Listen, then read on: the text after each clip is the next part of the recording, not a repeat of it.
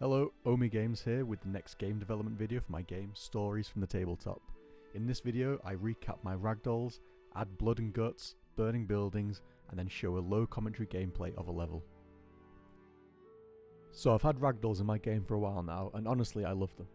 There's just something endlessly entertaining about watching physics do its thing, whether it's a soldier tumbling down a cliff in the most dramatic way possible, or a simple, unexpected collapse. The way the limbs go completely limp makes it feel so natural, yet is so ridiculous at the same time. But as much as I love watching ragdolls do their thing, I think it's time we take things to the next level. All these brutal falls could use a little more impact, so I've started to add blood effects into the game. First, I started by adding blood splattering out of the impact area. If a soldier gets hit, then you should see the impact. So now, whenever they take a serious hit, blood sprays right out, adding a bit more visual feedback to these hits. Then I thought, why stop there? Blood should also stay on the ground, so I added pooling effect around their feet. This makes it feel like the environment reacts to the chaos, and grounds the soldiers in the world that they live. Then I realised we could go even further. What's a hard impact without some meaty chunks? So I started experimenting by adding some gore, small bits of flesh and bone that will appear at the most brutal impacts, and I think this adds a little bit of detail to the whole thing. But here's where it gets tricky. Trying to find the right balance between realism and fun. Too realistic could be a bit boring, but too much could feel quite cartoony and lose the impact. And honestly, I don't think I went far enough in the actual gameplay. You'll see here that there is a small blood of explosion when the soldier is hit, but it's quite subtle. I'm thinking about ramping up the silliness a little for the fun of it, and start to lean into the ridiculousness of it all, and make it even more over the top. So the next big thing I've added into the game is fire. Not just any fire, fire that spreads. It consumes the buildings and actually affects the gameplay. Let me show you how it works. First, I set up a fire progression system, so when a building catches fire, the flames gradually spread across the structure, consuming different sections over time.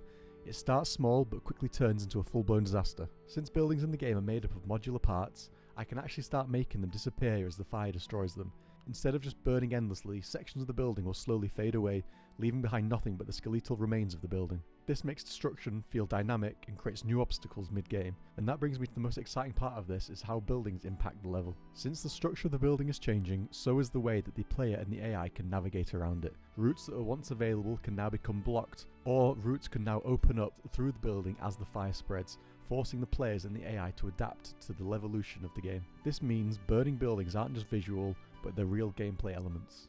This is shown here where the blue surface is the navigable surface, and after the burning of the building is complete, a pathway is opened up allowing units to pass through the building. Beyond that, the burning of the buildings also serve as mission objectives, and maybe you have to escape a burning city, or maybe you're an invasion force who has to set fire to the village. The possibilities are pretty exciting. This part is a spoiler for the battle I show at the end of the video, but the current rule is, once a unit is touching a building, then the unit rolls a dice. On a 5 or above, the building is successfully set on fire, and this fire will spread throughout the course of the turn. This clip also really highlights the difficulty of game development. Just when you think you've added something new and made some progress, you realise that you've broken 3 things. In this case, my smoke isn't interacting with my light, the smoke is way too bright for this nighttime setting, and you'll also see that the smoke is being rendered behind both the river in the background and also my clouds in the sky. So now, instead of working on the next gameplay item, I have to go and figure out how to fix these things instead. It's times like these that reading the comments really helps motivate me to keep going, so thank you for all your comments driving me forward, and I would be really struggling without that help. That's it for the main development part of this video. The rest of this video is just me playing a level in which a Viking invasion force is attacking a village on the British coast, where I take the role of the Vikings and try and burn these 2 buildings. I'll stop providing any commentary for now, but I'll chime in every now and again to provide some context to the clips that you're watching. So I'll say thanks for watching, and I'll see you in a few weeks, where hopefully I've made some progress and haven't broken my game even more. Okay, so I'm gonna record this live while watching. This is a new sort of method of recording for me, so we'll see how it goes. So what my thoughts were for this were, I started by adding the Vikings in, coming from the beach. I wanted this to be a nighttime setting, so I started playing around with the lighting a bit. I tried to get it around sunset, but I actually preferred it to go fully midnight with this one. I thought it added a bit more of a sort of a dramatic vibe.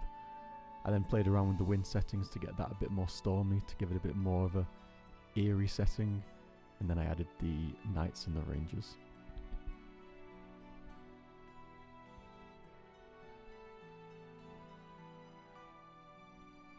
I got a bit confused at that point. I think the soldiers are still a bit overpowered right now, and I only remembered like halfway through making this level, so I removed those rangers just to give it a bit more fair for the Vikings. So I think it comes out to 8 Vikings versus 6 soldiers, and then I have to spend 5 minutes going through each of the units and assigning them to the correct team, which I've still not figured out like a fast way to do, but for now it works. Hopefully I'll be able to think of a way to do it better in the future. And then you'll see here, I don't think I've shown this section yet, but this is where I can add like extra rules into the game.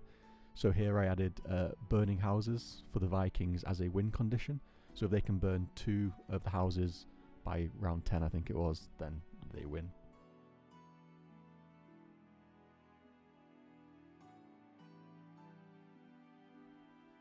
And here I am just adding the level to my sort of ongoing story that's following the development of these YouTube videos as well. I add coastal invasion, and then once it's added to the level, then I can go into the actual story mode, click it, and then I can click start.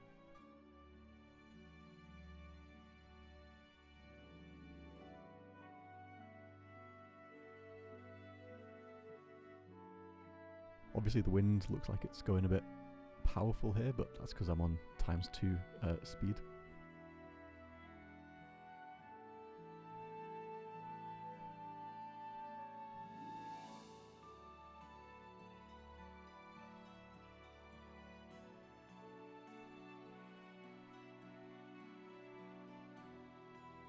So I really wanted just to show off the burning of the buildings in this level. I wasn't really too fussed about having a quote-unquote realistic fight with these soldiers. So what my plan was to send a Viking to each of the soldiers to sort of like stop them from approaching my fire wielders, and then I wanted to send my fire wielders round the side and send them straight to the buildings so I can get them burnt.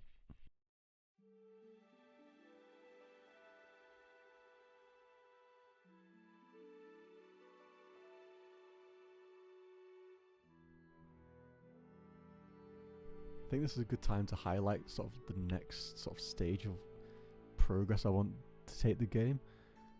I've added a bit of audio, so you'll notice in some clips I remove the audio sometimes because it can get a bit repetitive, especially when you're on ×2 speed.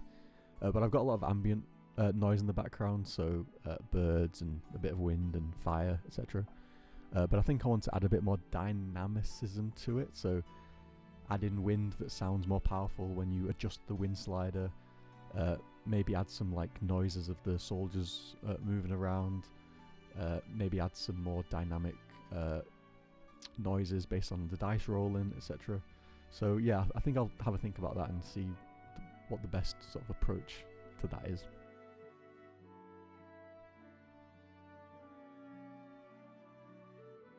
And you'll see me sending my fire wielders round the soldiers, but unfortunately the soldiers, because they're so overpowered, just absolutely wiped the floor with the Vikings and then caught up to my fire wielders anyway. You'll see that this group that I'm focused on now actually caught up to their fire wielder on their side, but for some reason, again, AI is broken.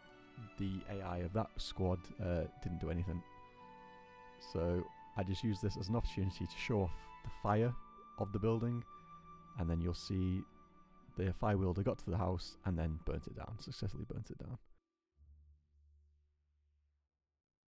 I then went back to the create mode for a second, made it a bit more fair, so I removed some of the soldiers. Now it's 2 versus 4 and 4 versus 8, 4 soldiers versus 8 Vikings, and just so I could try and force the game-winning environment essentially. So you'll see me create a wall of Vikings so that the soldiers can't get to my fire wielders, and then I want to send my fire wielders around the side.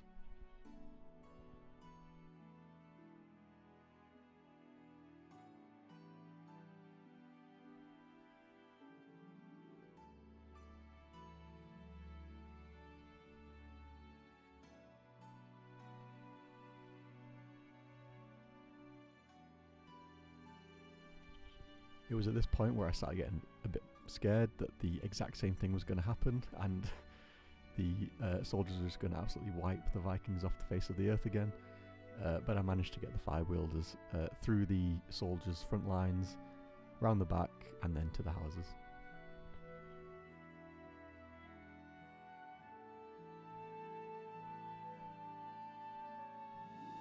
You'll see that some of the ragdolls are having some exciting dances on the floor. I think this is just a sort of side effect of having ragdolls in the game. Like, they're using physics and colliders. There's going to be some issues, and I could spend months trying to figure out the perfect way to handle the ragdolls when they're on the floor. At the end of the day, I don't think it's necessary. I think I'll just leave it how it is. It's a unfortunate consequence of having ragdolls in the game, and I think it's still funny to watch them have fits on the ground. And then you'll see here, I got my Viking invaders round the back, they burnt the houses, and that's a wrap for this level.